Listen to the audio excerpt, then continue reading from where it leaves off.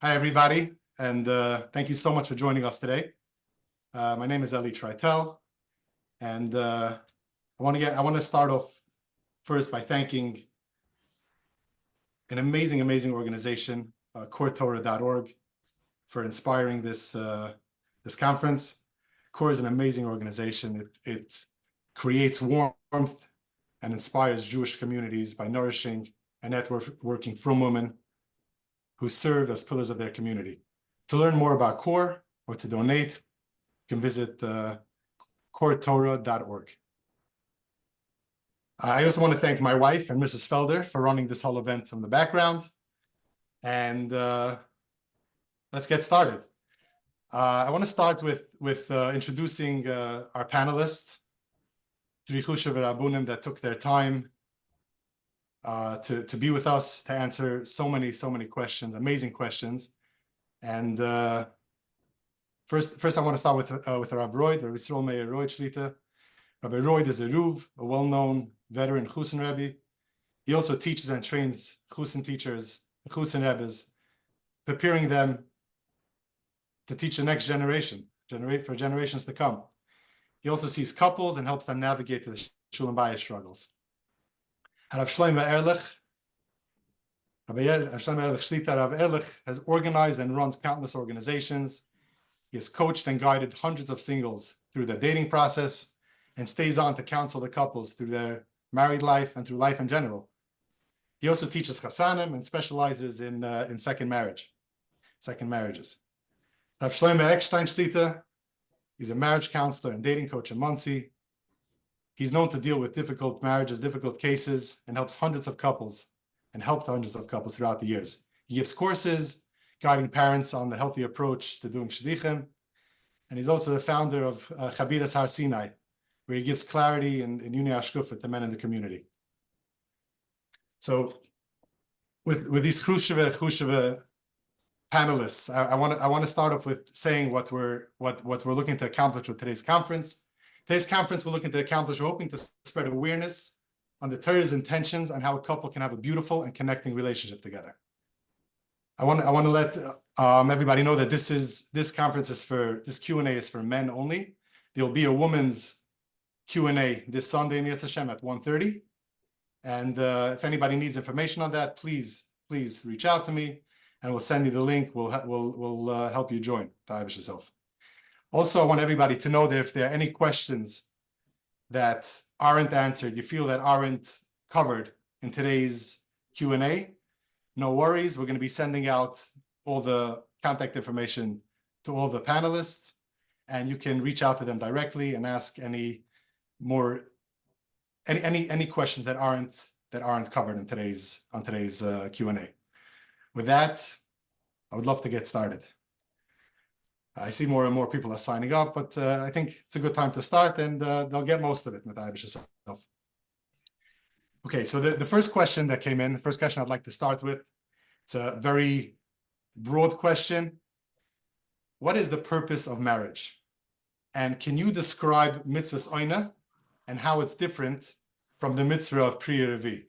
If Rav Royd, if you can start off, please, and answer that question, would be amazing. Shkoyach. Okay, welcome everyone. There's a chis to help Klal Yisrael.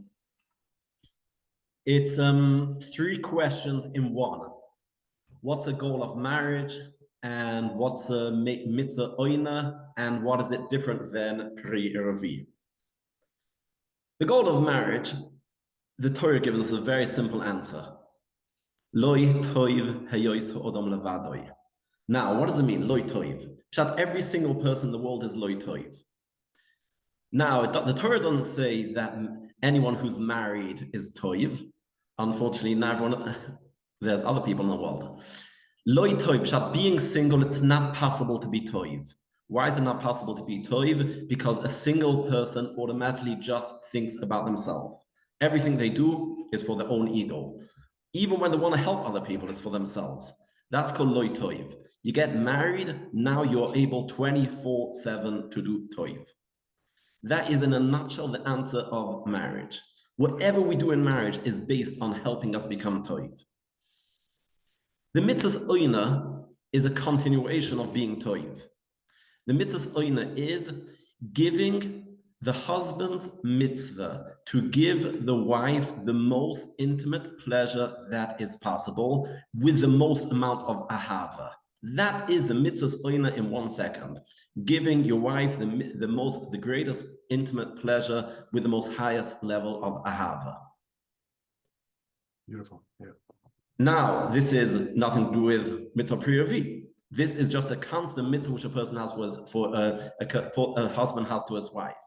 Once you understand the mitzvah's oina is the highest level of sharing ahava, therefore, the best time how a child can be formed is when the highest level of ahava, of unity is. That is a mitzvah of oina and priyavi in a nutshell. Oh, that's beautiful how you connected both of those, and how short and clear that explanation was. Amazing. If I can follow up with another question, is the mitzvah of oina in itself a mitzvah? Is that like a mitzvah to get married for the mitzvah of oina, or is it only an undertaking and it only becomes a chiyuv once you get married? It's a continuation of the mitzvah of marriage.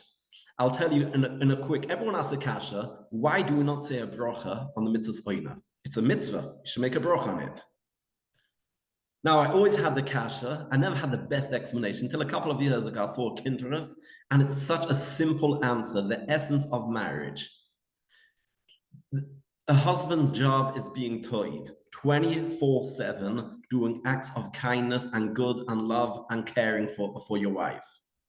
Now, one of the strongest way how you can show your kindness and your love to your wife is through the mitzvah's oina. Therefore, it's just another good thing that you're doing throughout the week. You're doing non-stop things. I mean, when you say hello to your wife in the morning, it's also a mitzvah. You don't make a bracha on it. So when you hire Mekadeshusly till 120, one mitzvah of taking care, of being kind and giving your wife ahava and kindness and devotion. So oina is just a strong form of how you're doing it. But it's one long mitzvah of marriage, of taking care of the husband's job to take care of his wife. Beautiful. Okay, thank you so much. That's amazing. I appreciate the clarity and the explanation and all that. Rav Shlomi Ehrlich. Yeah, I'm sorry, I have something else okay, to my listen, computer. Technology, right? Yeah. Okay, so welcome back. Thank you. So I want to ask the question again, or you, if you can explain the purpose of marriage and how and the mitzvah of oina, how it's different from priyavi. Okay. So first of all, it's a machlokes in Chazal. If mitzvahs oina and priyavi is two separate mitzvahs, or it's it's two together, it's one big mitzvah. But most of the Rishonim say that it's a mitzvah, it's a separate mitzvah.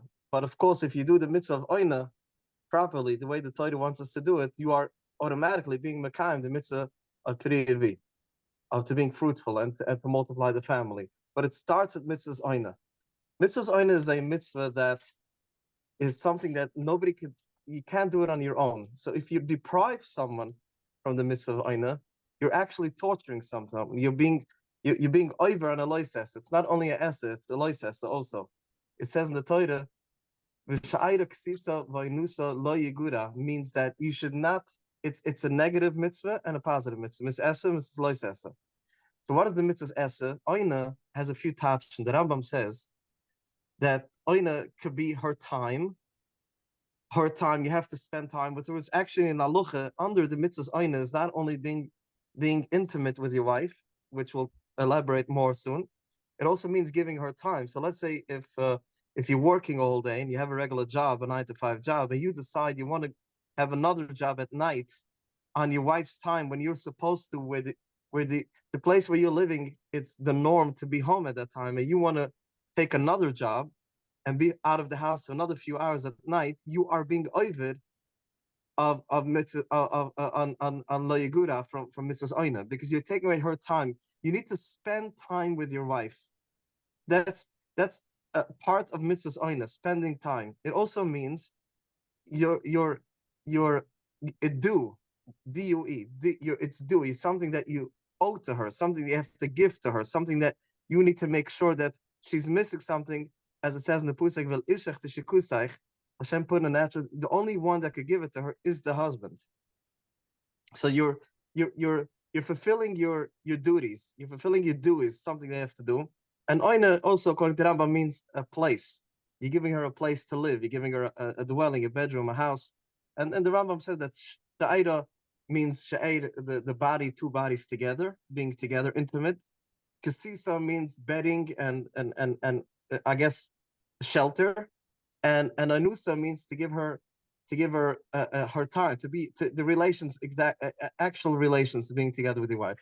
So by fulfilling the mitzvahs oina in all these ways, and giving her time, spending time with her, giving her space and a house to live, and then you're also being mekayim relations, physical relations with your wife, and making sure that she's enjoying it and participating the way it's supposed to, which I'm sure we're going to get on later on. That's when you're being mekayim the mitzvah, and when you're not doing it, you're being oived on loisese for not doing it, and that's something that's pshat.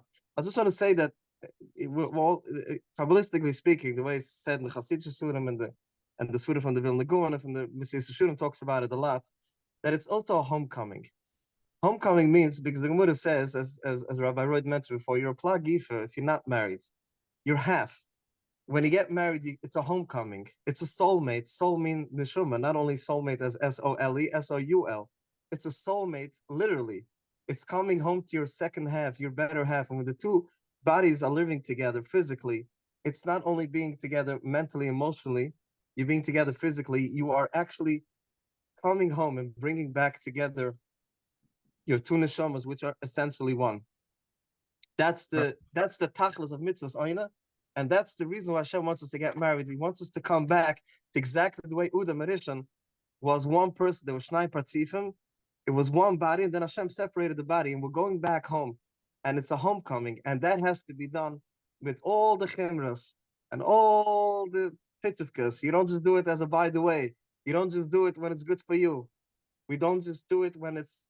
You need to ainusa her time. You need to listen to her for her needs, her physical needs, her relations needs, and her time and everything that you're giving to her. This is when you become the Indian of getting married and the mitzvah of Aina. Amazing. Thank you so much. That's amazingly clear and amazing surrounded. A lot of clarity from a bunch of angles. Thank you for that. Out of Ekstein, would you like to add anything? Or should we go on to yeah, first of all, it's a big privilege for me to be part of this. And Cizandu mit the panelists was sehr bekannt, was alle verengten. And it's a huge chis for me to be together to bring the information for Klal Yisrael and to help so many people in such a way. Thank you, Eli, for arranging it, and thank you for everyone that's here. So, I'm going to the first part of your question, Eli. What's the purpose of marriage? And Rabbi Royd explained it very well. I just want to maybe elaborate on it. The loneliness was intimate today. Like the loneliness, what we experience today is like never before. The Pusik, the first time the Pusik talks about marriage, the statement is it's not good to be alone, it's not good to be lonely, right?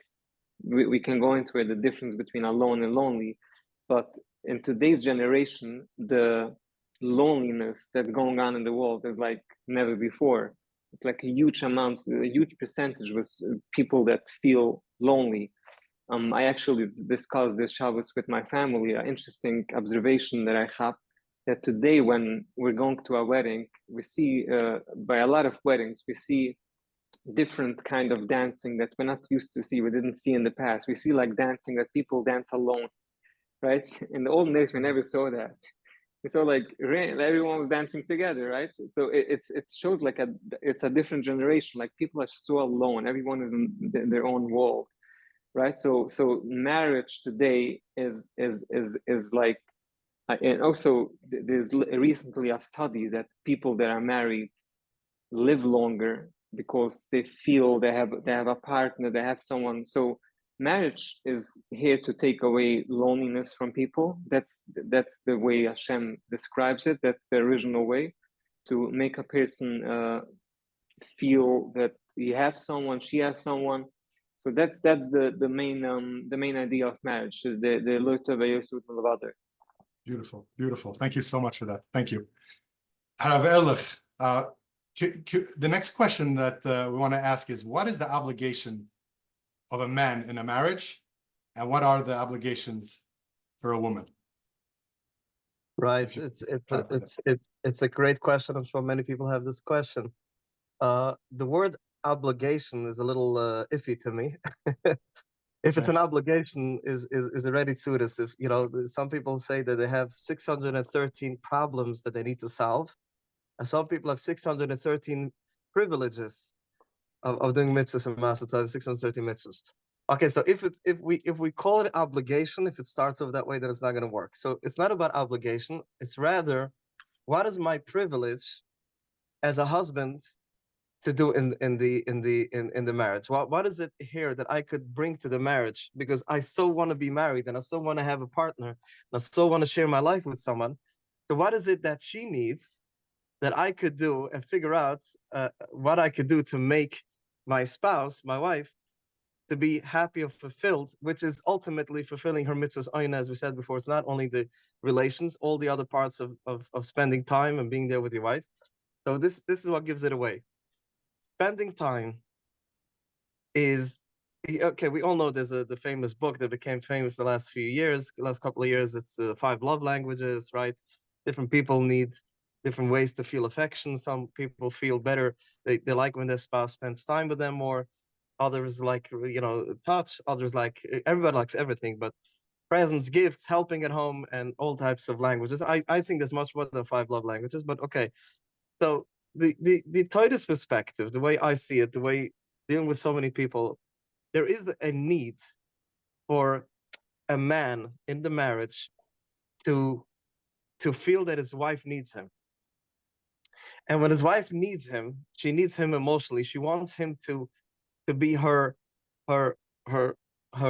provider, in mentally, emotionally, physically, and financially, and obviously in the romantic life as well. So when a man is able to give, and he realizes, he puts himself aside, and he realizes that it's about giving and sharing and what he has, he feels fulfilled. He's mekayim the mitzvah of a haftarach kamoich, mekayim the mitzvah of marriage the way it's supposed to be. He's taking away the pain from the wife of being constantly feeling alone and unfulfilled, which is al ishach shikusach, is a constant need that a woman has. Hashem created the woman. I know in today's world, we're living in the woke generation. In the world today, and so we need to be careful of not bringing in this goyish hashkufa. But I still need to say the way the Torah sees it, the way I see, the way life is, that yes, a woman has a constant insecurity in herself, a constant need. She needs her husband to help her fulfill a certain need. That's an emotional need, that's a pleasure need, and everything else. So when a man puts in effort and tries to figure out what do women in general need, and what does my wife need, that I could fulfill that need that she has, that's my obligation in marriage. That's what I need to do to make sure. And what happens in turn, I end up having a better life because I feel like a real man. A man is someone that gives, a woman is someone that takes in that way. Obviously, we take by giving and they give by taking, and we could get into the whole, we're talking about who starts the engine, how it works, how the marriage works. So the main part of marriage for a man is to constantly think, what does my wife need from me right now? To be tuned into her feelings, into her needs. And the more we do that, the more we enjoy it, the more they enjoy it, the more successful the marriage is. So this is something that constantly thinking, you could start Shalai Lishma, and you can start just by, this is the right thing to do, but eventually it becomes second nature and you love it. It makes you feel, because that's your obligation, that's what you need to do. We can get into more details of other parts. I just want to give this idea of giving and being in tune in her needs, that's the main obligation of the marriage. Amazing, amazing. Very beautifully said. Thank you so much. Shlomi Ekstein, would you be able to add on that? Yeah, sure. And ich rede in Yiddish, weil ich realize to do a sach Yiddish speaking, was nicht jeder einer is English, so my language is auch Yiddish, so I'm gonna do that. Yeah, please. That's excellent. So the question is, was the obligations from a man, was the obligations from women, right? Correct. Yeah, exactly. So I would, ich wollte lieb gerade sehen, wenn du gehst daran in a business and die fragst der Arbeiter, wusstest du, in der, like, lass uns sagen, du zwei Arbeiters mit der Boss, mit der Manager, und die fragst, wusstest du, so I begin, man geht zurück zu the contract, ja, so man gesigned a contract, wenn man da reingekommen in the business, und lass mal überleihen in the contract, ja, ob du etwas a dispute zwischen uns, lass mal sehen, was steht in the contract. So, in that as marriage, hype sich mit a contract. Into the chippe, is do a contract, was wird ungerief nach Xibbe, and man line that obligations was the man hat zu the Weib, right? And man sagt that sei specific Sachen, was the man signed into, as nimmt sich vor zu deliver in the marriage. And außerdem ist du Sachen in the Mishnah, man sagt das Xibbe, so du, was the Mishnah rechnet aus obligations, was a Frau hat sie am Mann. So in general, I mean, without going into details, but in general, is the obligations was a man hat sie a Frau is, the man darf machen sure the Frau is kegenemen. Darf machen sure the Frau hat was unzitin. Darf machen sure the Frau hat medical help, wenn sie darf. Darf machen sure the Frau hat sie essen. Und darf machen sure sie hat oine, the Zaten was is a chief and wenn sie darf ist, right? Die alle Sachen sind obligations von der Mann zu der Frau. Der Mishnah mit 60 Sibbes und der Rambam bringt es herab, ist, als die Frau darf machen, sicher, der Mann, die Frau kocht Essen, die Frau greift in der Bett, die Frau, like, alle Sachen, was der Mishnah rechnet aus, was eine Frau greift für einen Mann, was eine Frau tut für einen Mann. This is mehr weniger der Achreisen. So, wenn man geht heran in a individual, like in a marriage, sei das Sache more especially hand, ist du Frauen, wo stehen männerische Arbeit, sei helfen mir aus dem Mann bringen Panusse, hand ist es, sei das, ich meine, kann jeder helft aus dem Mann bringen Panusse. So, es sei schwer zu sagen, wenn eine Frau arbeitet, und der Mann kommt daheim, der Mann expect, als die Frau so haben ungegreift Zapper, und die Frau so haben gewaschen the laundry, und der Mann sagt, das ist eine obligation. So, the Frau technically can zurückkämpfen for the man, it's your obligation to work, like ich arbeite, and so we can in specific marriages is different, but in general, the Torah perspective and obligations between men and women is as wie Chafrier ausgerechnet. Wow, amazing. Okay, thank you so much. I appreciate it. Very well said. Rabbi Royd, Rav Royd Shlita, can you explain why it takes a woman so much longer with the mitzvahs oina than it does for a man? Is there a purpose for this? Almost, let's call it unbalanced. Well, I'm calling that for clarity purposes. Okay, so step number one is the mitzvah oina only works when everyone understands this, that it takes much longer for a wife to get her that she should get a pleasure. Now, when the stipler writes in the brief very strongly, if a person decides to do it quickly because he imagines he's a purish, he wants to do it quick, the stipler writes so strongly, he's mean, he's a selfish baltaiva. The fact that it takes the wife much longer to get a tava than it takes the husband, that is why you have to do it slowly. So step number one is everyone has to know the message that yes, it takes longer. And if a person does it fast, he is not yotz in the mitzvah, and just the opposite, he was mitzvah his wife. So why does it take longer? The answer is, since the goal is that he should give to his wife, therefore, if the tava will happen the same second, then he's not giving to his wife. The fact that he's doing it slowly, when his tava is already strong at the beginning, but he's doing it slowly and building up her tava, that makes him into a real giver, and that is how he is fulfilling his mitzvah of oina to her, not he's doing it to himself. He's doing it slowly, so now he's a real giver. If it will happen simultaneously, he wouldn't be a giver. The fact that he has to wait and do it till she's excited, that makes him into a real giver. Wow.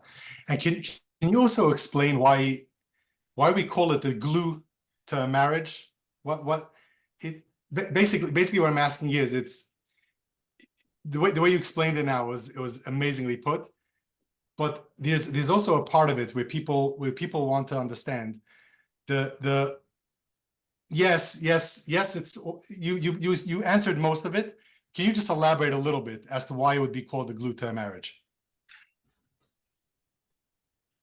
First of all, let's explain, going back, the mitzvah of oina. We said the mitzvah of oina is his mitzvah to her. Now, what's the goal of the mitzvah?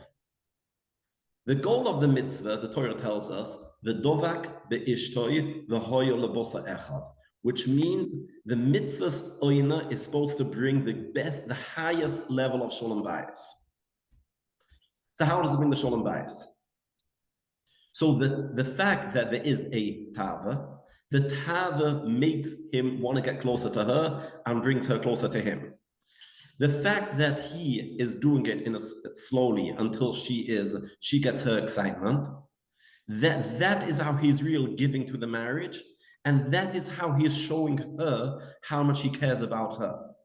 The only way they become one is if he's 100% focused on her. If he's just doing it for his tava, and as we said, the only way that you can show clearly I'm doing it for her, not for myself, is by doing it slowly.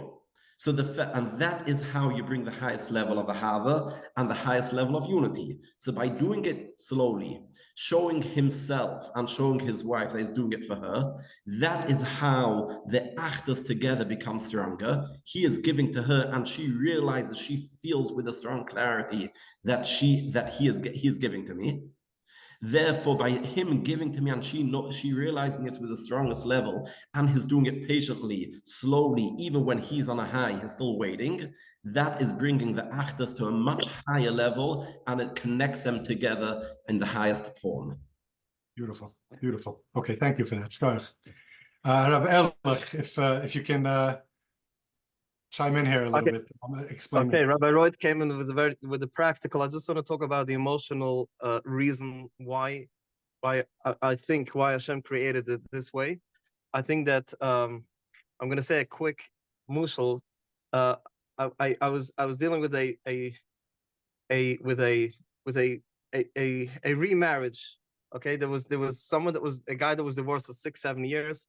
The wife was divorced. She was divorced for many years. They finally got engaged. Okay, they come down to the new apartment, and she's all excited. He comes. They're moving. In 2-3 weeks, going to be their wedding, the second marriage.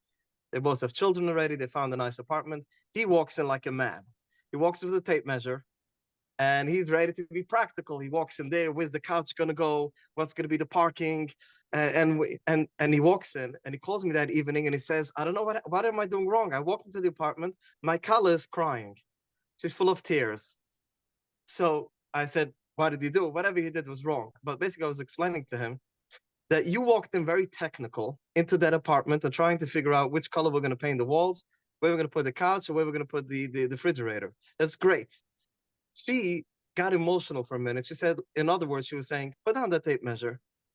We were divorced for so many years, single, going through so much Gehenna. Finally, we found a bar. She wanted to feel it. She wanted to be excited. She wanted to laugh with him and say, like, finally, this is the place where we're at. And 5 minutes later, you could take out your tape measure.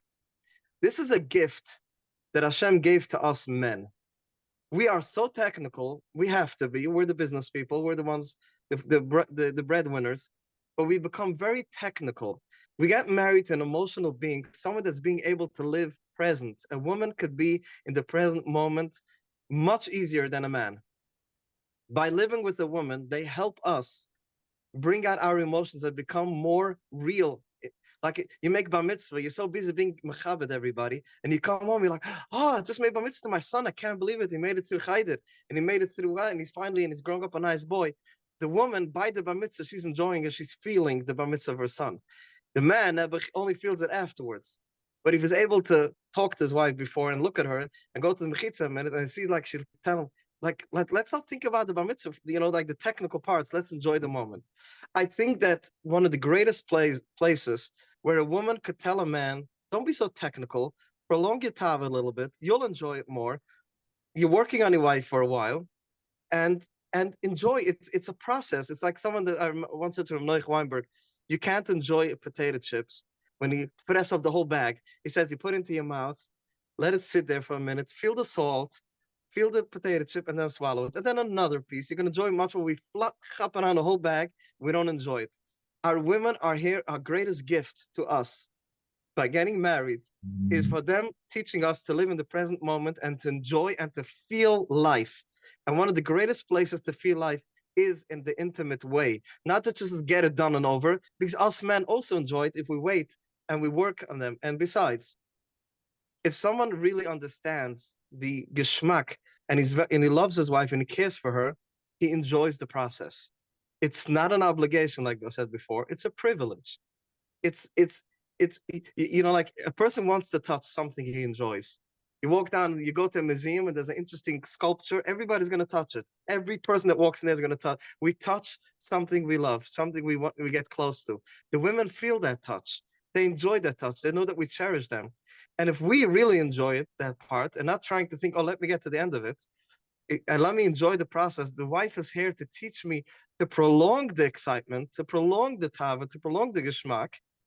Then we would enjoy the process. Enjoy it. You wouldn't even know you'll say, whoa, it went so quick.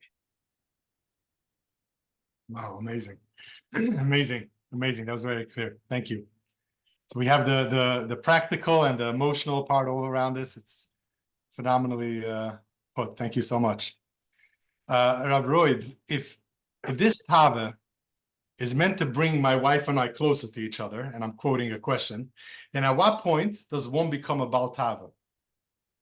Meaning, what are the limits? What is allowed, what's not allowed? It's a question which everyone deals with, and good people that when their chosen Rebbe didn't teach them about this, within a few months or a few years after the chassan, they get so depressed, they feel terrible. I'm a Baal Tava, I'm wicked. And yes, and other people get the other extreme explanation. Yes, Tavas are okay, so they actually end up Baal Tavas. So first, I'm going to give a 6-word answer. Then I'll say another yesod. The ultimate answer is, I'm going to say six words. Tava l'shem ahava. Veloy tava l'shem tava. Sorry, 7 words. Right. In other words, this is the ultimate yesod. The goal is not the tava. The tava is supposed to bring you to ahava. That is number 1, and that should be everyone's goal. Yes, the only way it works is with a tava, and there's a Rashi in Gemara Niddah that's an aveira to do it without a tava. Rashi says these words. So therefore, the only way it works is with a tava, but the goal of the tava is the ahava. Now, I like bring up just a small story from Reb Shlomi Wolbe, Zeichet Tzadik Levracha. He just explains a good way of describing when is it a good tava, when is it a bad tava. They say there was this younger man, a echte ben Teure. He came to 5 years, 10 years after his chasna, and he came to the Mashgiach of Shlomi Wolbe that, Rebbe, I feel I'm too much of a Baal Tava. For his wife, but he felt that is pasnished, such a Baal Tava. So the Mashgiach told him like this: imagine you're walking in the street and you smell food from a bakery. And the smell goes inside you, you get close, you see a kosher mehidadige bakery, you have such a tava to buy this Danish. And you have a tava to buy it. So Reb Shlomi asked this younger man, what do you think is the Torah Diga Mahalach? You have such a tava to buy this Danish. So this younger man says, well, it's a gewaltige tava, I'm going to try and control myself. So the Mashgiach told him, you're wrong. Now listen how Tzaddik thinks. He said, you're wrong. You know what you should do? Buy 2 and give 1 to your wife. Wow. In other words, this is the ultimate yesod. A person, the definition of a Baal Tava is he uses a Tava for himself. He uses, and we call this an abuser, using his wife's body for his Tava, that is called an abuser. The other extreme, biting your lips that you shouldn't enjoy it, that's just stupid and you're not going to fulfill the mitzvah. What's called the Echte, an Ehrlich, someone who shares the Tava with her. And that is his goal, to get closer to her. Wow, wow, amazing. Thank you so much for that. That was beautiful. What a beautiful story. Many people are asking if the roof can explain, or at least give us some type of an overall guideline of what is allowed and what's not allowed. Is that something we can bring out over here, or is it on a more intimate person by person? It's more an intimate personal question, but typically when someone calls me with this question, if a man calls me with this question, may I do this, may I do this? So my answer is always, who's asking, you or your wife?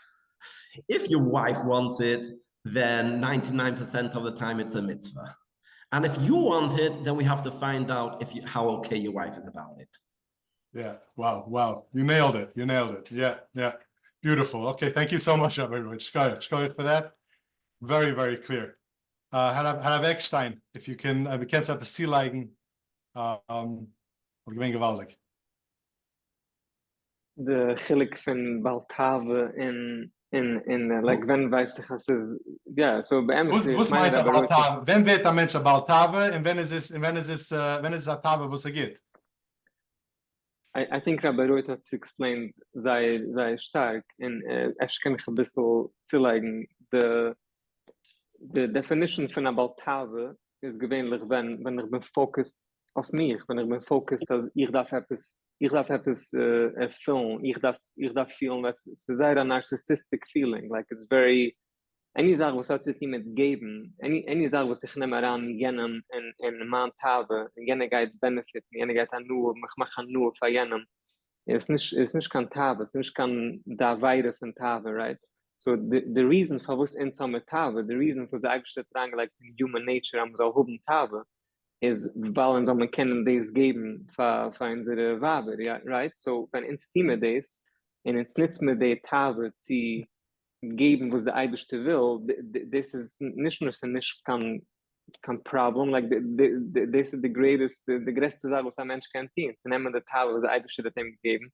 So wie wenn ein Mensch, so wie Rabbi Royd gesagt, die Sache, ein Mensch schmeckt etwas und alles, ja, und gesagt, man darf geben für die Wabe, aber was geschehen, wenn ein Mensch kauft der Dänisch und sagt, wow, was Chef, wie das mir so gegeben, macht einen Bruch und dankt der Eibischte für das bringt.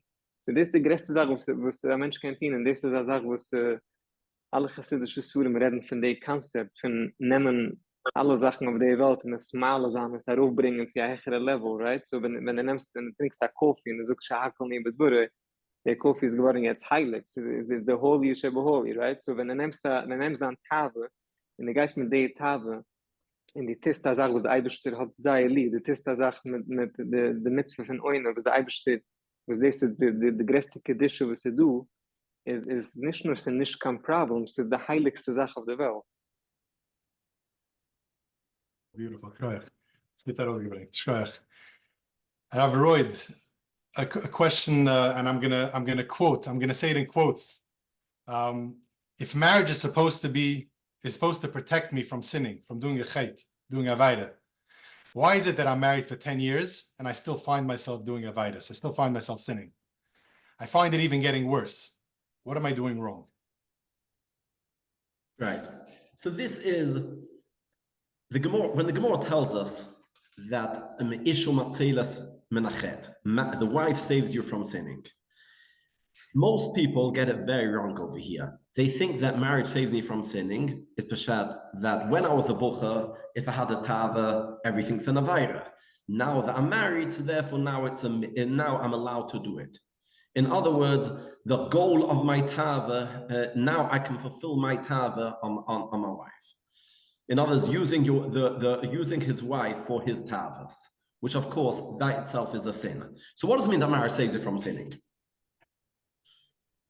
as we were saying, the whole goal of the marriage is the husband's a giver. A person has to understand a zucha is a mashpia. The essence of how the Eibishter made him is to give.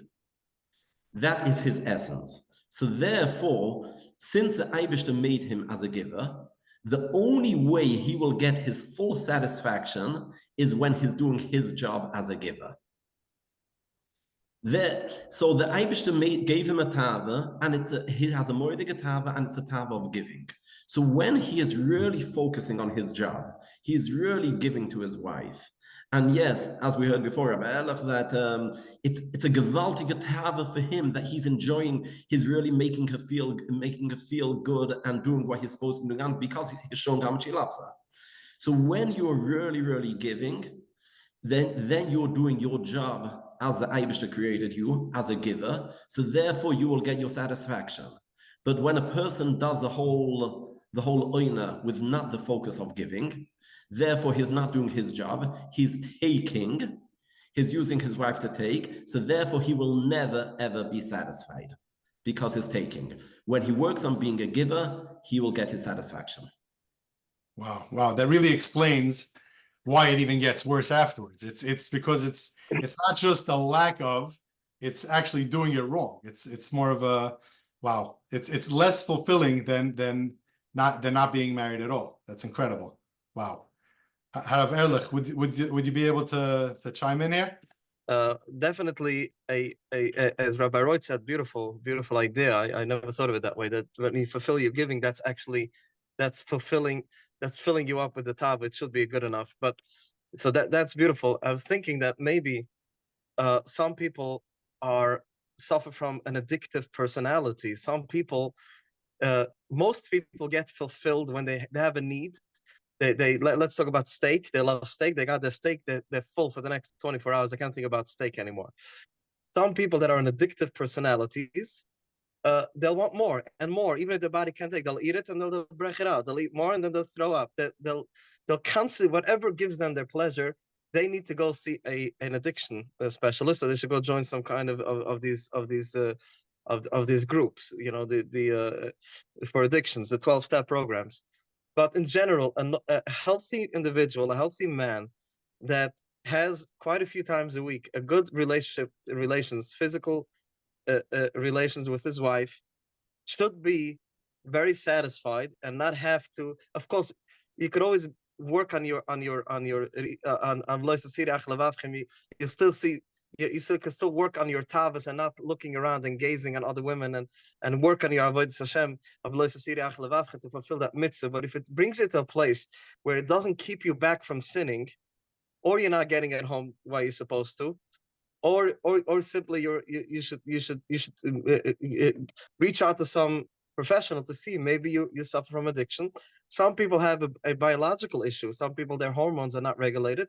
Just like some people, they have the happy hormones, there's sexual hormones, the different hormones that are not regulated. Sometimes you could just take a simple medication, not to tame the tava, but to balance it, that it should be normal, to what's considered normal on the charts from the doctors. So it's if a person has living with his wife in a normal way, and he's able to fulfill all his healthy fantasies and all his whatever he needs and what she needs, he should be fulfilled.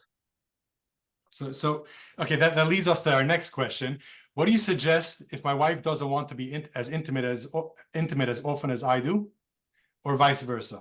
So meaning, when one's appetite is stronger than the other, what do you suggest, Rabbi Ehrlich?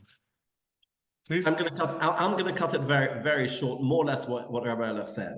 The bottom line is, in a good, healthy marriage, that the husband does not abuse her. I don't mean terribly abuse. I mean using her, and he gives her what she needs. And when he does it in the right way, and yes, he does not overdo it, and he does it in the right way, and the whole marriage, not just in the bedroom, the whole marriage, 24/7, he's a giver, then 95% of the time it's not an issue. And if it is an issue, then typically she has to go for help. But again, when someone will come to me, I will first make sure 100%, as I'm saying, that she really feels he's a giver and he never ever uses her. When I know with the clarity he's a giver, he's never uses it. And of course, he knows, he's trained what the mitzvah oina is exactly how to do it. And if she's not interested in it, then she should go, then probably she needs some help. Wow. Yes. So let me ask you on that, if you don't mind. Can you explain emotional connection versus physical connection? And how does it play itself out in a marriage where it should be, Taka, like you're saying, in a healthy place where everything is just, these are healthy dynamics all around? So as Rabbi Ehrlich said before, there's a technical part and the emotional part. Yes, the essence of the mitzvah's oina only works if you're showing emotions, not just the technical part. You can't give them just a list of things. This, you do this, you do this, you do this, and you don't do this, and you don't do this, and you do this. That's technical. That's not going to work. It's literally opening up all your emotions to her. Now, when she feels that my husband really opens up his emotions, no blockage whatsoever. The mitzvah's oina is done without any physical barrier, without any emotional barrier. Your minds have to be together, 100% focused on each other. And there's no physical barrier between you. You're really, really as open as possible. She feels it. And when she feels this open emotional bond, therefore she's in it. And if she feels only 80% of the emotional bond, then she's not in it, and it's painful. Yeah. Right. Okay, thank you. Yeah. Rabbi Ehrlich, you want to add something? Yeah, I just want to say that the question is, what's the difference between an emotional connection and a physical connection? I think that when a couple walks into my office and the wife sits there and she says our marriage is not good, and the husband says I don't know what she's talking about. So I ask the man, he says, what do you mean? I do everything. I go shopping. I come on time, and I wake up. I help the kids go on the bus. I help with breakfast. I even help with laundry. I make parnus. I do everything. I know what she's talking about. I'm doing everything. And the wife says, yes, true. You're giving everything, but I still feel alone.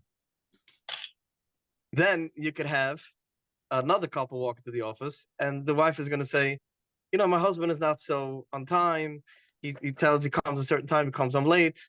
My husband, is procrastinator. He's this and that, but emotionally, I always feel together. He's always here for me. I think that when you love someone, when you're connected to someone, your behavior shows. So, like I said at the beginning, it's all about being in tune in your wife's needs. If your wife tells you in the morning that she has a toothache, she woke up with a toothache, you don't just hear, you actually feel, wow, my wife has a toothache. Then during the day, naturally, you're going to pick up the phone and call your wife, how's your tooth? And she's going to say, what? I forgot already. So that's called being an emotional connected, that you're taking along. It's not only technical when she asks you, I need to take me, deliver this, pick this up, pick up milk from the grocery. That's a nice connection. But an emotional connection is when you actually carry her feelings together with her. That's an emotional feeling is. Beautiful. Thank you. Rabbi Ekstein, was dat bestie liken? The Ehrlich von emotional connection, physical. So Physical connection, yeah. Ich agree mit alles, was Shlomi sagt. Das ist eine von den Schwierigkeiten in Marriages, was ich sehe die letzten 10 Jahre. Männer mitchen sich sehr stark, sie hatten, was mein emotional connection. Meaning, wieso the erste Mal, was the Torah described, Bechlal, the mitzvahs oina, the Torah is do interessante Wort, wieso the Torah rief to oina. The Torah steht, Udam, Juda, es have ishtoi. Ja, Udam, Juda, es have, sehr interessant. Udam har gekannt, sein Wab have. So this is the Torah's perspective of oina. Torah's perspective is as, sie machen a connection mit einem Wab, darfst sein Juda, man darf sich kennen, du darfst dich kennen mit dir, es ist nicht kein physical Sache, was geschehen, right? So es ist sehr interessant, dass das ist die erste description, und es ist eine von der schweren Arbeit, was insaf mit ihnen als Männer, sie herangehen in the emotional part, und wissen wissen, das ist der Weg, wieso dann Wab geht viel nach Connection mit dich. Und also wie der Shlomi hat gesagt, ich sehe es unaschiemo. Ich habe es nicht lang zurück gehabt. A couple ist gewesen bei mir, und der Mann hat gekauft ein teure Present. sei dat Teire present. En de Wab hat ihm zurückgeworfen in Pune, man darf es nicht. En gewinnt so hört, es hat ihm so weigetein. Ich gebe uns so viel Geld.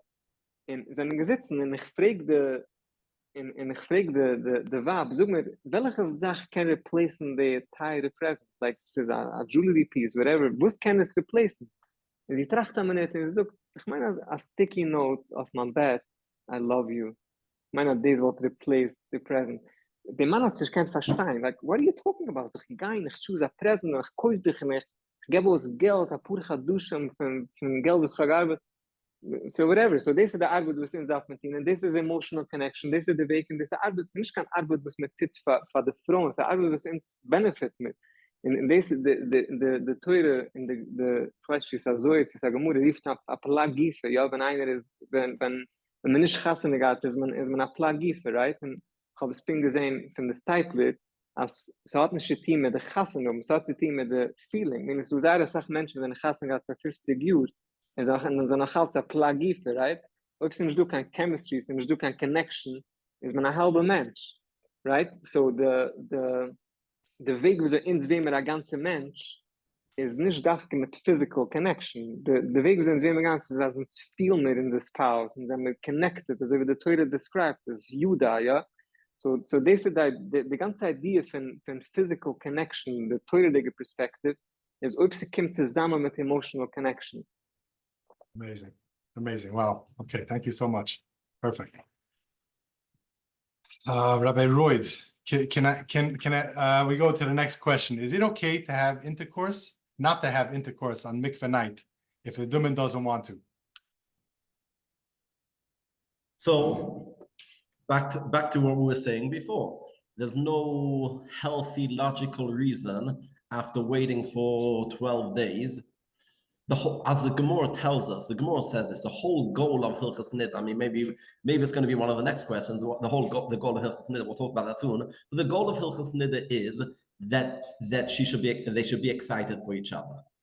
After anything that you have that you have constantly, you get fed up. So finally, we have Niddah, 12 days of missing each other, really missing each other, and waiting for each other. That is good for the marriage. So in a normal, healthy marriage, on mikveh night that she shouldn't want it, is I wouldn't speak about mikveh night. I'll send them for, I'll try and give them real marital help. Why they're not excited for each other, unless it's some physical thing. She's really not feeling good. But besides that, in a healthy marriage, there's no answer.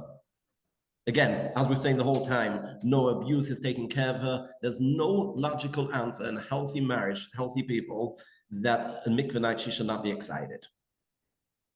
Okay, amazing. You started on bringing up the question of Hilchos Niddah, like what's the point of it, and you answered it somewhat.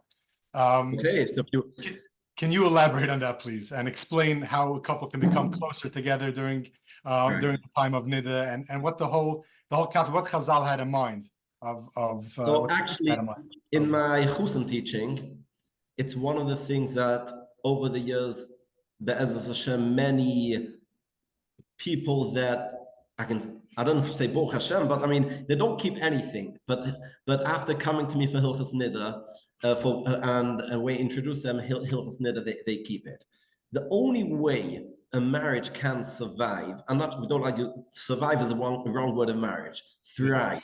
The only way a marriage can work is with Hilchos Niddah. There's basically three things. So the Gemara tells us this. And I always tell people, if the Gemara wouldn't tell us the reason of Niddah, then we'll just have to say it's a chayk.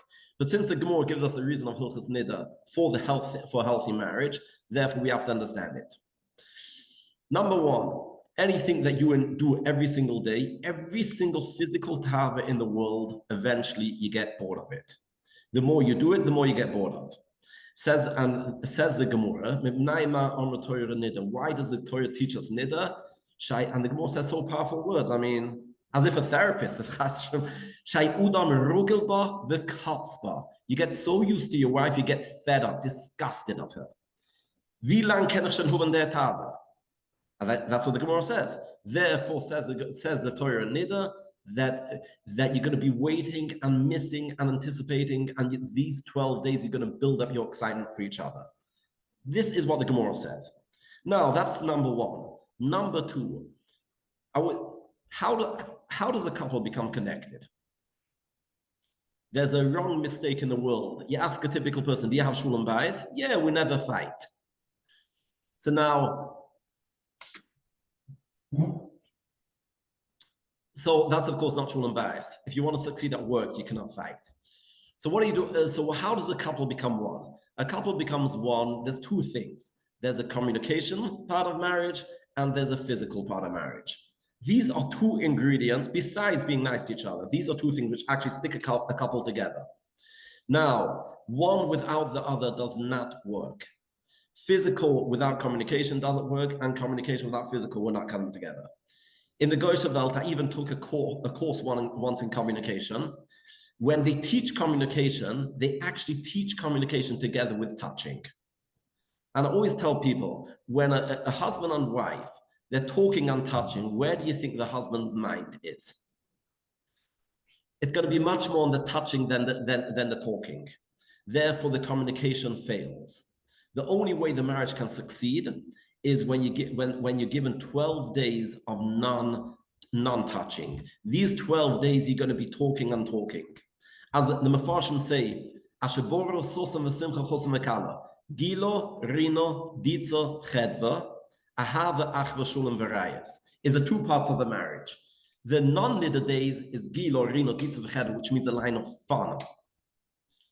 Now, in the niddah days, it's ahava, achva, shulam, v'rayas. You're actually getting closer to by talking. And then ultimately, how can a husband really show his wife that he really loves her? It's very easy to say, I love you when you're touching. If you can show real love, 12 days of showing how much you enjoy spending time with your wife, even when you're not touching, the wife gets the ultimate message that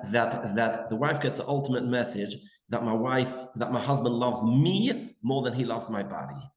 The niddah days, you get so close to each other.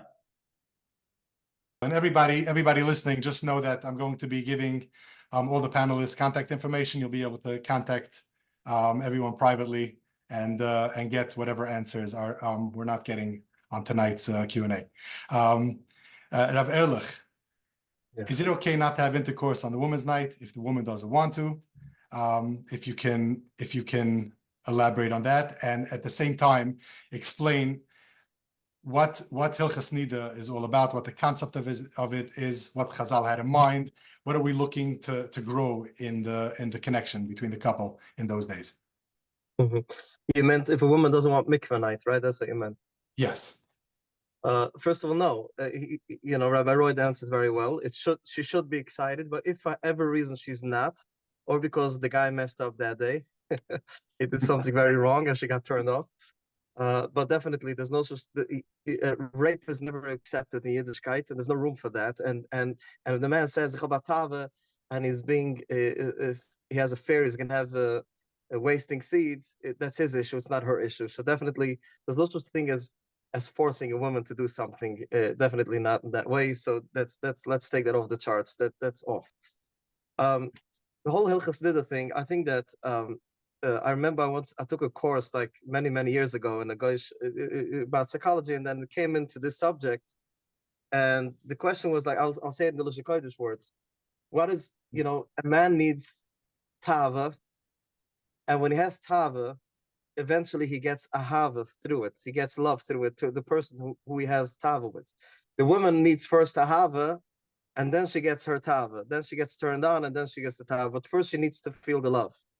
So who starts the engine? That's the question in psychology. Who starts the engine? He or she. So Hashem, the ultimate designer of the world, created the world, and he created the stakel ba'iraisa b'ura alma, the Zohar Kodesh says. Hashem first created the Torah, and then he created beings, us, and the world to work according to the rules of the Torah.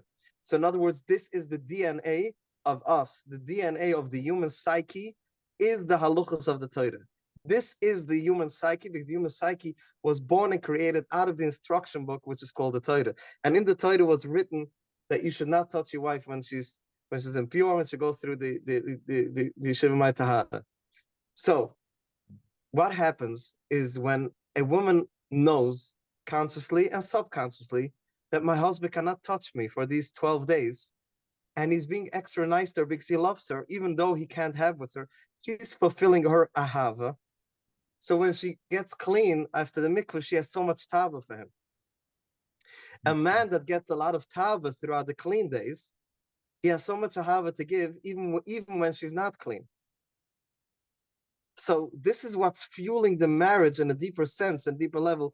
It's the Hava and the Tava game. It's the dance of romance, really, if you want to look at it in different words. The dance of romance is pursuing and be pursued. Pursue and be pursued. Run after something and then back off. It's not all the time running after the other, because naturally a man would run after his wife all day. Hashem created for the man, and as I said before, it's giving him much more of the geschmack of the relationship, of the physical relationship, by waiting a little bit. I know it's painful, but by waiting. So both are being fulfilled that way, and I think that that's the greatest level of why Hashem gave the whole the Hilchos Niddah and everything else. The only thing I just want to add, that there's a lot of people on this group, I'm sure, that many of us had the Chus Rebbe that we had were a little extreme, and they told us that when the wife is not clean, they don't tell you what says in Halacha. They add on so many chimras, and a lot of men think that they're not allowed to tell the wife, "I love you," while she's not clean.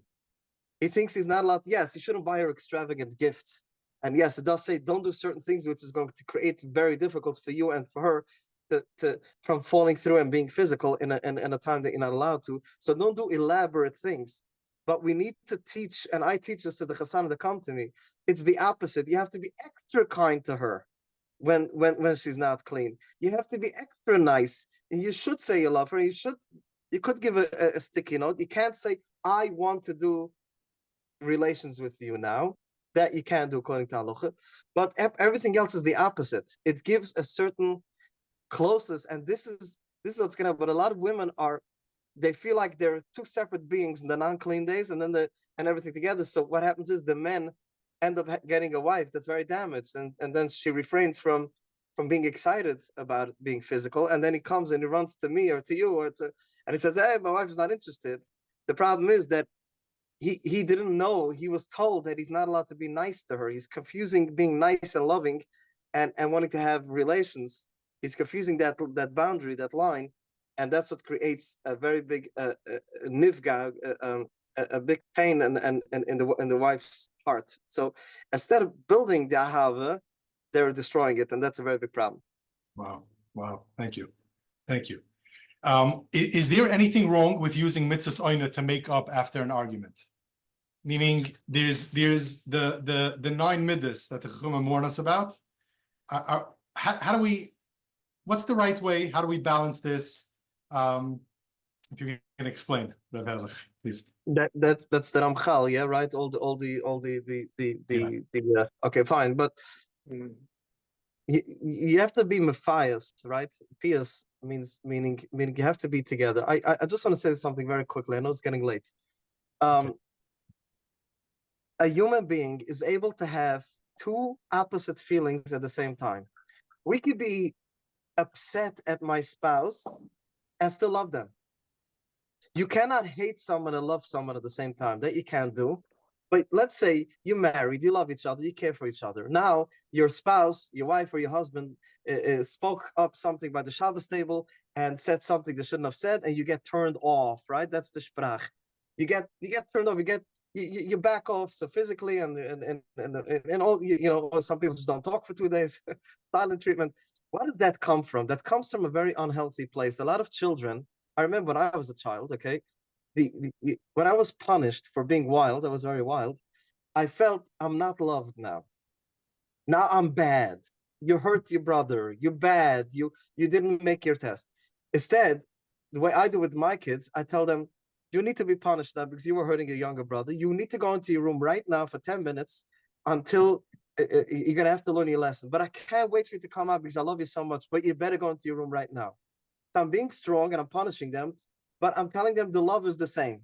A child like that, when they get married, they're able to have the dual feeling of being upset. Yes, my husband came home late and he said he's going to come on time. My wife forgot to make something, pick up something, or she said something, tell yourself, I still love her. I still love him.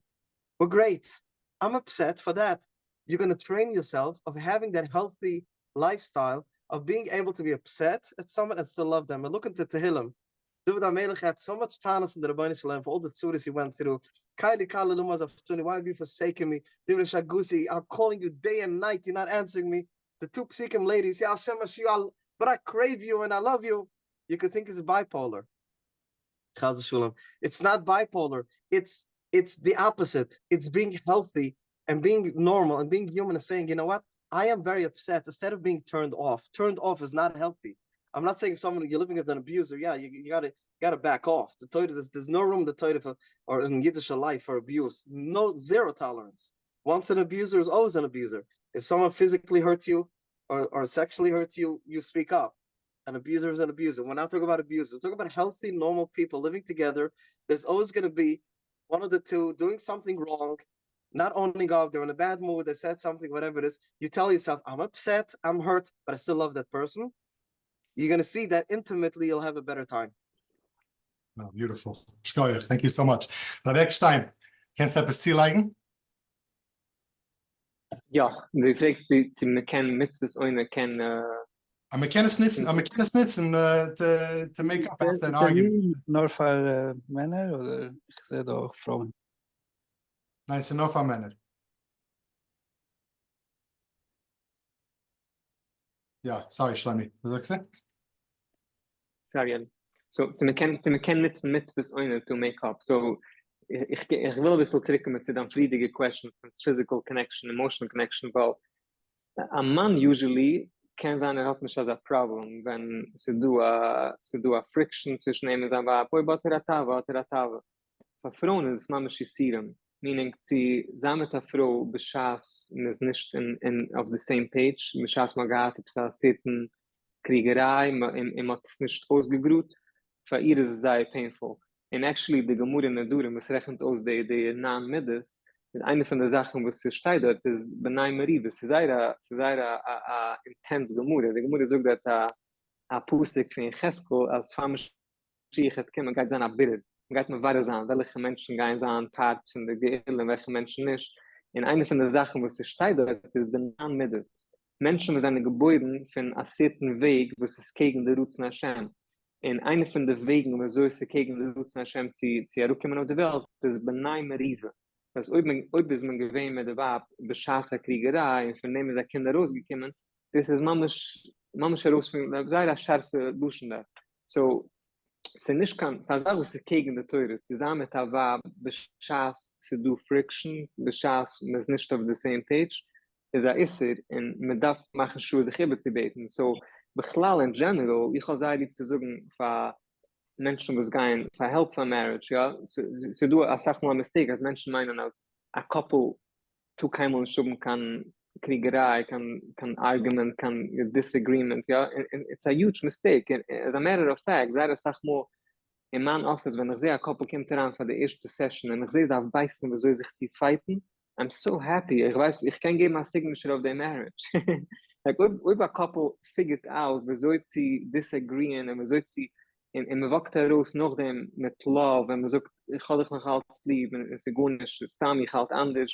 Das ist manchmal the foundation. So, wenn a couple is in a Platz von a argument, von man versteht sich nicht, und man kann gehen bei Nacht, und gehen für a walk, und sagen, du weißt, ich habe gehabt, Pain hand, was ist gewesen, and actually say, so ist die geklaut, also darfst wissen, dass jedes Mal, wenn die hast Pain, von deinem Spouse, ist, weil sie do love, ja, weil die hast jenen lieb, wegen dem macht dich keine Pain. So whatever, so, ob kann man zicken zu einem Platz, wenn, das ist sicher, also ob kann man sich nicht überbeten, man kann nicht auf ein Page, aber die Teure tun wir nicht zusammen, und es ist sicherlich auch, was sie sieren, der Iker von der Frau. Wenn ein Mann ist in Turef, ist es auch sieren von dem Mann. Aber bei Iker ist es moeilijk sieren von der Frau, sie sein intimate, wenn man es nicht auf ein Page. So man darf sich überbeten, und man darf sich ausnehmen in general, wie soll sie leben an Marriage, wenn sich keine kriegen, keine disagreeen respectfully, mit love. Sei klar rausgebracht. Schkoich. Rabbi Ehrlich, now, is a question that I've gotten so many times from so many angles and in so many different ways, and I'd love if we can get a good clarity on this. Why for so many years has it been taught wrong? Not only wrong, but the total opposite of the way the Torah tells us we should do, the total opposite of what Hashem wants. How does such a thing happen? It's not a little different. It's the total exact opposite. Can you explain? Can you shed some light into how such a thing could happen and how we can make sense of it? I think the simple answer and the quick answer is that Messiah was lost on how to teach Chasanim and Kalas. I asked both of my grandfathers. One of them came from Hungary and one from Romania. Wieso is gegangen in the Altaheim? I asked them when I was young, and I asked them how and both told me that in the Altaheim, the father of the Chusn was the Chusn Rebbe for his son, and the mother was the Kala teacher for the daughter. Besides halachos, she was teaching her daughter, was given over by a mother that's 40 already, understand, or above. It was given over with a lot of love and a lot of connection. After the war, the connection between the parents and the children were very disconnected. It was very technical. Our parents are children of Holocaust survivors. They had to go learn by other people. And that's where it started, Chus Rebbe, Kala teacher. And a lot of the Chus Rebbes were Holocaust survivors, very pained people, and very confused individuals. They came from one lifestyle, and they came into the melting pot of New York, and they met with, if they were Yekis, they met with Hasidim. If they were, everybody met with different lifestyle, and they felt that everything that I was taught till now is not good. I have to change the way I wear my tefillin, and the way I daven, the Ashkenaz and Svard, and the Zmanim, everything changed in their life. So they took a lot of the chimras, so to speak, which was really not based in any sfurim, these chimras, and they were very confused with what tava means. Although there's no avaida in the Torah that you're not allowed to have tava. I don't know where the word tava comes from. It's a kabbalistic issue. The whole idea, everything of it was very, very confusing for them. So it depends who your Chus Rebbe was. If you had a Chus Rebbe that was a child of a Holocaust survivor that moved to a neighborhood where they were talking a whole day against Tavas, and they got confused what Tavas means, so they told all the Chasanim, you can't do certain things, like being with your wife without having intercourse, because they were scared it's going to be Zeh Levatula, they were scared it's going to be other things. So all these things were made up in their minds and giving over. But you know, the good thing is that the light of the tunnel is here. We are the other side of the tunnel, and there's a lot of movement. I have people that are 45-year-olds come to me, and I teach them how to pleasure their wives, literally, and they cry. I had a man, he's older than me, and he was crying with tears. He says, I can't believe that I panicked my vab. I tortured my wife for all these years. I didn't know what she's missing. She couldn't elaborate. She couldn't articulate what it is that she wanted and how she wanted it. I taught him, I gave him the biology, what behind it and how a woman's body works. He moms was so thankful. It's like a whole new life in their marriage. And he was so pleased that it wasn't taught. But you should know, it's not only in this, it's in everything. You know, we went to Kiddush when we were kids, when I was a kid. And I went to Kiddush. The 50-year-olds, 60-year-olds are eating fressing cake and herring.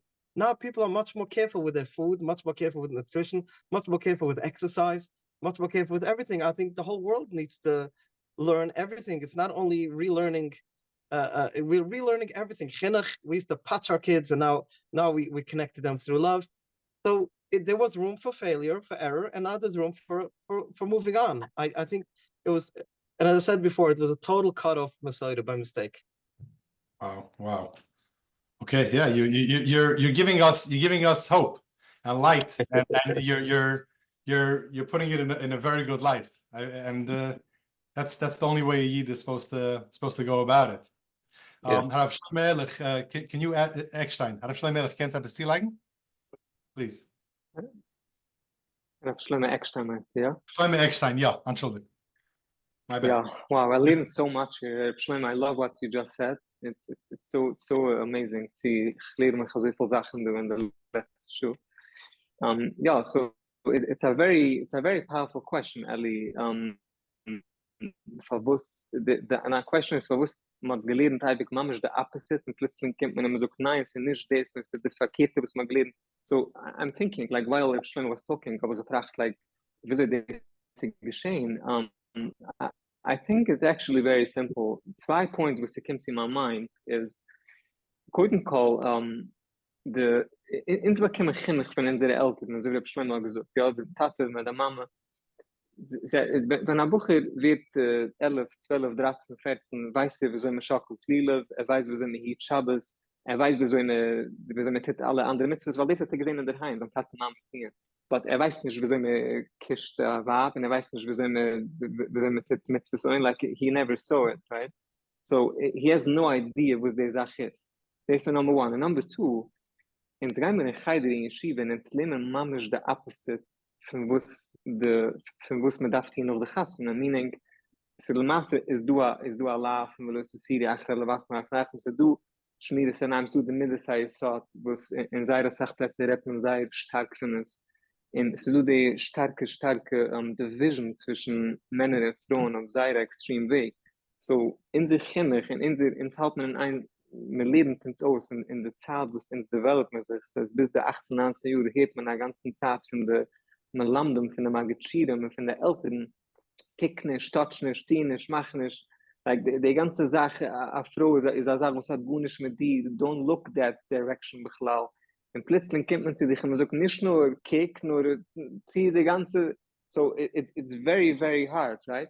In der Weg, wo sich gucken, was letztens geschehen ist so wie der Shlomi gesagt, the generation was ins Leben in Hand, Baruch Hashem, ins Halten in Hand in einem Platz. Also der Nubi sagt, als Hina Yom in Buem, Ne'em Hashem, wenn schlacht die Ruhe beurdet, ja, ich meine, also ins Experience man the Ruhe, ja, also du a massive hunger, was geht gut in der Welt, und der Oilem Sicht für Emes. Und ich habe mal noch gehört von der Lubavitcher Rebbe, ich habe gesagt, dass die heutige Generation ist eine Generation von sei pure Schummes. Und sie geht nicht mehr Hand kann Sachen, like, 50 Jahre zurück, glaube ich nicht, als ob es Menschen haben gefragt, verwusst darf man chassen, und verwusst hat man chassen, und verwusst, like, es ist nicht sich an meine Kasches, like, man hat chassen, weil sie belangt sich chassen, und das darf man tun. Hand ist eine normale Sache, like, Bucher und Meidlich fragen, why? Like, efter darf noch warten, efter bin ich nicht ready, efter hier, efter hier. Man will verstehen the reason behind it, and so das auch, man will verstehen the MS von der ganzen Mitzvah, wusste die Sache ist. Aber der Weg, wo ich sehe, verwusst ist amul gewesen, the opposite direction. Kein Call, ich halte nicht, dass ich in the opposite direction. Ich halte, dass man pushet nicht gerät von uns. Das ist was man rett nicht in public. So das, was man kein Mensch gerät in public. So, ehrlich jeden haben ein gewiss der MS. Nicht kann sagen, was insgesamt ausgetroffen, wieso der Eibischte will, man sollte in der Mitzvah. Man hat das ein gewiss. Ins bringen wir pushet der MS, was ist steht in der Teure. Und weil man rett, man hat kein Mensch gerät von denen in public. Und man hat es kein Mensch gesehen in der Heim. In also ich habe gesagt, man gerät der opposite Eibig, am metunisch, es macht sehr sach Sinn, dass sie gefunden auf der Direction in Hand, und sagt man sagen an alle Sachen, und sagt man treffen der MS, wo es der Eibischte will, echt, wo soll der Mitzvah soll aussehen. Wow, amazing. Shkoyach. Rabbi Royd, was gewollt hast du like? Would you like to add anything? What they both said is correct. Just versteht sich, the shal is when did it happen? I mean, you look at starting from the Torah, from the Gemara, seht man klar, the ganze Mitzvahs Oines was schon im Bias. Stams Hashaine Gemara, the Gemara says, a Gemara in Shabbos, as they asked Reb Shimon ben Chalafta, the größte Tana Reb Shimon Chalafta, wo Reb Shimon Chalafta ist gewesen, der was hat gesucht wegen Schulem. In his old age, I'm not sure exactly, 80, 90, pinglich wie alt ist gewesen, but I'm afraid, why didn't you come to Bes Medrash lately? So bekitzt gesucht, weil ist alt. In Nuchtem Betoichat Wurm steht in the Gemara, Reb Shimon ben Chalafta was saying, what's the problem of being old? Sei gerät mit darf gehen mit 3 Fies, mit Stecken. In Nuchtem mit Ziege like der Sach, Meisim mit Hassieren. Meisim Schulen be Bias, brutal. The thing was macht in the Schulen Bias is brutal. Mir redt von der Tanner Reb Shimon ben Chalafta, ein 90-Jähriger, ich weiß, ich bin klar alt, right? In bis 120 darf man arbeiten auf Schulen Bias. So jetzt, als es schwach in der Kenntnis mit keinem mit es Oina, so the thing which is making a Schulen Bias is schwach.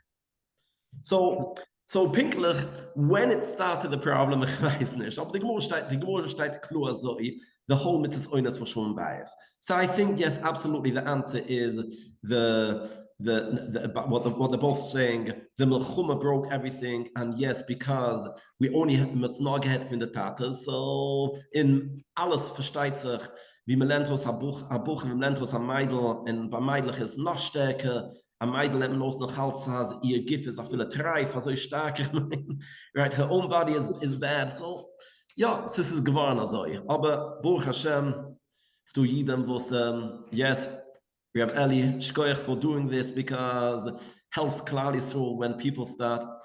The better we know mitzvahs oina, the better Shulam Bais is going to be in very stark nachamul. When es do Shulam in the bedroom, there's Kedisha in the gas. When es do falsche Perishas in the bedroom, it's do Timmer in the gas. So bearbeiten auf Shulam Bais und verstehen, dass ich besser, geht nach Sach mehr Kedisha in the gas.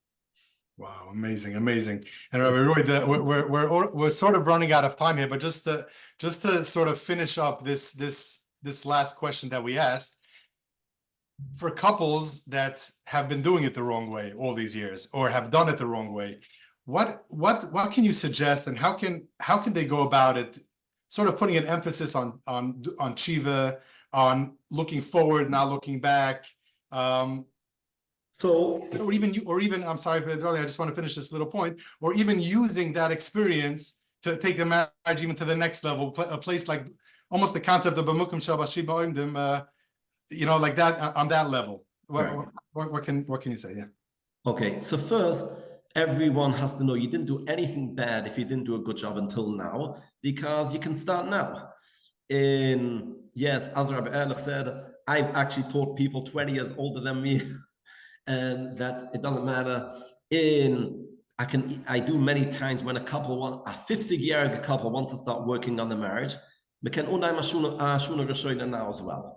So it doesn't matter. We're not going to focus on tshuva, on guilt, feel bad. Yes, no one's to blame that they didn't know about it till now. And Baruch Hashem, they're starting now a new marriage. However, we're both on the same page, yes, and you're allowed to be open with each other. I wish I could have given you more attention and more love and more focus, but I'm sorry. I'm not to blame, you're not to blame, I didn't know how to. But from now, there's a 120, I'm really in it. There's no room for guilt or feeling bad over here. It's not their fault. But it is up to them, to everyone, find out as soon as you find out the emes, how can I do it better? Speak to the Mavinim that are going to help you do it better, and it will become better. You can start off your marriage at 50, at 60, at 70, it doesn't matter. And when I'm dealing with a 50-year-old, most of your life is ahead of you. Lamazung, he's married already for 30 years as 50. Okay, he has most of his life ahead of you. You can start now, and it doesn't matter how it was until now. I just accept the fact that it was wrong, and I tried, and you got to do it good. Now, even if her husband is not interested, many times it's the women, they find out the emes, they realize that they were missing, and they speak to the husbands. Now, many times the husbands are not really interested, but at the end of the day, he is committed from his chiv ksiba, as Shlomi Ekstein said at the beginning, his chiv from his ksiba to take care of his wife and make his wife happy. I'm going to take care of you, I'm going to respect you, I'm going to give you what you need. So therefore, it's up to him. Yes, even if you're not excited, find out how you could, and actually find out maybe after all the years, maybe your tava is already not real, but when you find out how you can really become close to your wife, your good tava, your heilige tava will start again, and you have a beautiful future ahead. Wow, beautiful. A lot of chizik there. Thank you so much. And Rabbi Ehrlich, if you can please expound on that as well, and give off the sort of the final comment to leave everybody off with. In the light and positive note. On the question of what? What question? So the question was really about being that it was taught with mistaken beliefs, being that it was taught this way, the guilt and everything, and sort of emphasizing in a positive way, what can we do from here if we were taught the wrong way, Mhm. and how we It can make depends. up. Yeah, It depends if you talk to a Litvak or to a Chusid. I A can't wait to hear Litvak that's very makpid on Shiva has to be Shiva's Hamishkol and looking back and living in the past and then working. The Chassidus would say, yeah, the Rambam says it, but you know what? Finyetzt. The Chassidim, there's such a concept, finyetzt. Yes, I felt it now, but finyetzt nachamol, and then finyetzt nachamol, finyetzt nachamol. No, but really, it's a joke. But I want to say is like this. I think that every person that was deprived from their spouse with something, and they decide from now on to learn and to become better and start doing what they have to make their spouse happy. The first thing is to own up. Owning up is part of saying I'm sorry, but it's much more. It's saying I'm sorry, but from now on I'm going to start. You know what? You're living with a human, and the human has feelings, and if it's a wife, even more. And feelings they remember forever, right? They say that why men forget everything because it's not connected to a feeling. Women remember everything because everything is connected to a feeling. Men only remember the things that, insult or a compliment. They remember forever because it's connected to a feeling. The rest we don't care. But in any case, this is something they care about and they feel deprived. So if you own up, you say, you know what? Yes, it was my Chusar Rebbe's fault. I was not taught. I was brought up in this neighborhood, whatever, and I was taught falsch, emes. So from now on, but say, you know what? I still own up. I still should have maybe, try to constantly think, what else does my wife need? I probably would have figured out a little earlier how to take care of you, of your needs.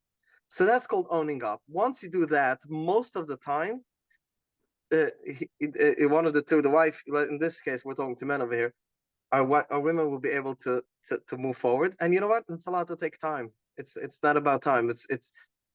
But owning up and saying I'm sorry, owning up and saying, you know what, and showing them I'm actually going. And I just want to say on another note, a lot of Yingalat are embarrassed to come to people like myself or ourselves, like Shlomi and Rabbi Royd. So they reach out to Goyish places or to schmutzige movies, schmutzige websites, because they want to learn, because they learned there's some kind of pleasure they could give their wife and they didn't know how to do it till now. They want to go over there. I want to tell the Haimish Yidden over here, the Ehrlich Yidden, that is not your go-to website. That's not the way you're going to learn. The opposite. You're going to learn how to be more selfish and in a very horrible way. You should come to one of the Ehrlich Yidden, one of the updated Chassanim teachers, like ourselves or other ones, Baruch Hashem. I have a son of Chus now. I just sent it to Chus Rebbe in Brooklyn. And I spoke to the Chus Rebbe before. I wanted to make sure, like he's teaching everything the way. So Baruch Hashem, he's quite educated and it's great. And if you have a son of Chusna or Kala, a daughter of Kala, make sure you ask them if they teach them updated stuff. It's updated. It's yeah. So but don't nashen guys. Nashen is a fremde velde. Don't go to the Goyish world to learn these things. The Ehrlich Yidden could teach it to you in a very, very updated way, and probably even way better than that. And it should not be in a selfish way; it should be in a giving way. And the schmutzige websites are only teaching you how to take, not to give. So that's the gap of that. But in general, just know it might take time. Own up, say I'm sorry, say I'm learning, and you know what? Hashem should give you koyach, but you know what? We can't dictate the other person's emotions, the other person's feelings. They're not robots. Wow, amazing. Shkoyach Rabbi Ekstein, I can't see like in a game down perspective, please. Shkoyach. Yeah, so the marriage is a Sache, was bei keinem nicht perfect. A marriage is a Sache, was wächst. Es ist eine Sache, was jeden Tag wird es besser. And a successful marriage is, by the 90 you, darf es sein of the peak, darf es sein the best. Like meaning, man lebt mit der Spouse und man hält sich in lernen neue Sachen. Und ob du bist du auf der Zoom, und das ausgelernt neue Sachen, compliment yourself, weil es ist immer noch, bist du ein smart person, du bist ein Mensch, wo du willst dich lernen, so nicht du kann ein Mensch, wo du kannst sagen, ich habe ausgefigert Marriage, ich habe ausgefigert, du sollst leben mit meinem Weib, and I'm done, I know how to do it. Like, jeden Tag, es ist ein Job von 24/7, and whenever die Monster hat das vergessen, die letzte 4 Schuhe zu sagen von deinem Weib, I love you, zu sagen von deinem Weib, plain, machen vielen, als ich fecht von dich, machen vielen, als whenever die kannst es stehen, darfst du es stehen. So, sie können sein painful, die lernen neue Sachen. in the trachtes wie bin ich gewesen bis jetzt, but von der anderen Seite, you should know, as unfortunately, do thousands and thousands of people, wo sind nicht du auf der, in seiner Leben shows, seine Leben stehen nahe Sachen. Und die hast Potential, und darf man sich beide überbeten, der Mann und Weib beten sich über zusammen, wischen zusammen ein gewisses Faden, but von der anderen Seite ist auch ein Compliment fängt, und da gehen wir sich hinein, du sei das sagt, mein alles, und so du gerät, ist man muss ja tippen mit einer Jan, was man kann reden. And this is life. We're learning, and man wird besser, and man wächst. Amazing. Shkoyach, Rabbi Ekstein. And I want to tell everybody that there are many more questions that came in, and I apologize that we're not able to cover everything. We did our best, and feel free to reach out personally, privately, to any of the three Rabbonim over here, who are very capable in all angles of marriage and relationships from a Torah perspective. So I apologize that we couldn't get to it over here, but you'll be getting an email if you signed up. You'll be getting an email from me with everybody's number. And now just a minute or two of ending remarks from each of the panelists, and then we'll call it a night. Rabbi Royd, if you could start with the ending, as they say. So, as Shlomi Ekstein just said, anyone that came here is amazing. It means that you understand that you want to get better, you want to do it better, and it's never too late.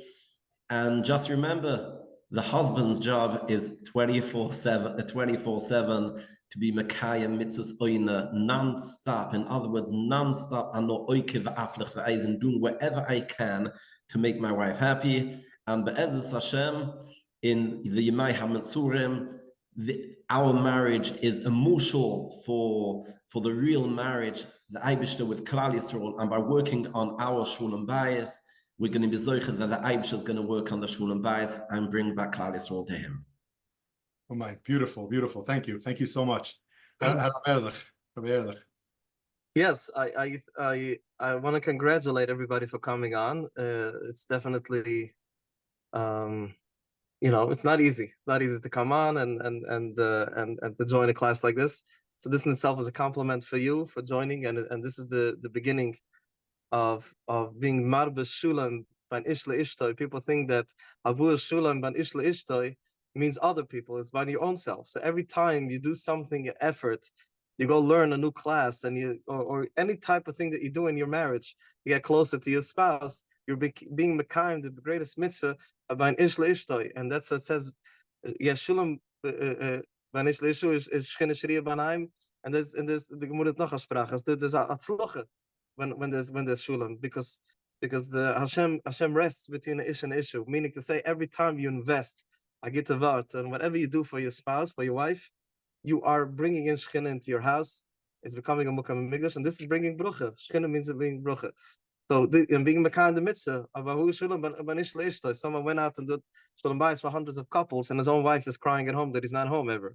It doesn't work that way. You have to start at home, and it's not an obligation. It's a privilege. It's an excitement.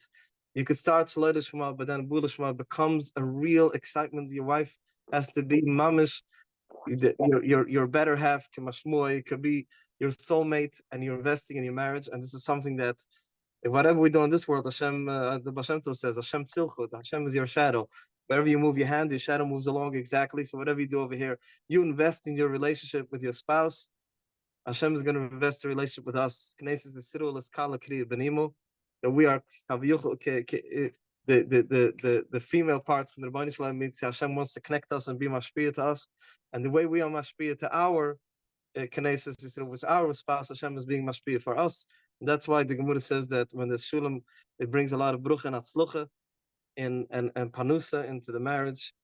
And I really hope that we'll do more. Eli, I hope you'll have more koyach to do a few more like this, because I saw which is unbelievable. That this is just the beginning. Bezos Hashem. Umain to all the bruchas, and thank you so much for everything. Harav Ekstein. Yeah, I want to thank you, Eli, very much for putting in the effort of doing it, and I want to thank Rabbi Royd and Rabbi Shlomi. I personally learned a lot, and I really enjoyed it. So, and ich will danken jeden einen, was es du. Ich will ziehen mit ein Wort, was ich nicht gesehen von Rabbi Shlomi Zalman Auerbach. He was a master in Shulam Bayis. Yeah, it's very famous what he says, but what he said by his wife Slavaya, as ich kann ihn nicht überbeten, weil ich habe kein Mal nicht getan. So, ich habe gesehen, letzte Nacht habe ich gesehen ein Statement in seiner Nummer, was hat mich namens geschickt, als 95% of a success in a marriage is intimacy. 95%. So it's what we're doing here is mamish like we're building marriages, and ich bin sicher, jeder eine muss du als seine Sache lernen. And at least mal gelernt kann man auch sich noch eine Sache lernen. So it's amazing what we're doing, and it's very appropriate for the 9 days. Wir halten mit dem Zurückbauen bei Samigdish. And I wish self, and wir alle solche zusammen to have the best marriage, and sie solche zusammen zu der echte Geille. Wow. Thank you so much. Thank you so much, everybody.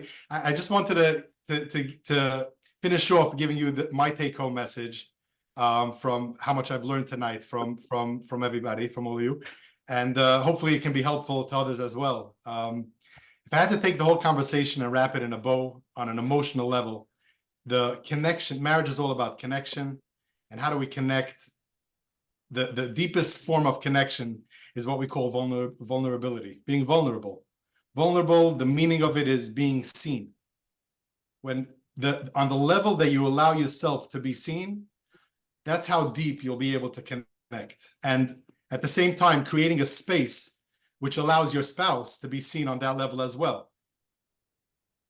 If we can get to that point on the level of how vulnerable we're willing to be, on the level of how safe we're willing to create a space for our spouse to be vulnerable, on that level, we'll be able to connect in such a deep and emotional and beautiful way.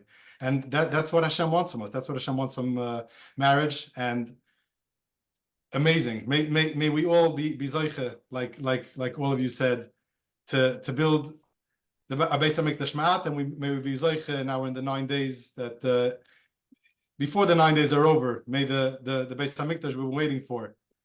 May Mashiach come and the Eibshe is ons ausleisen.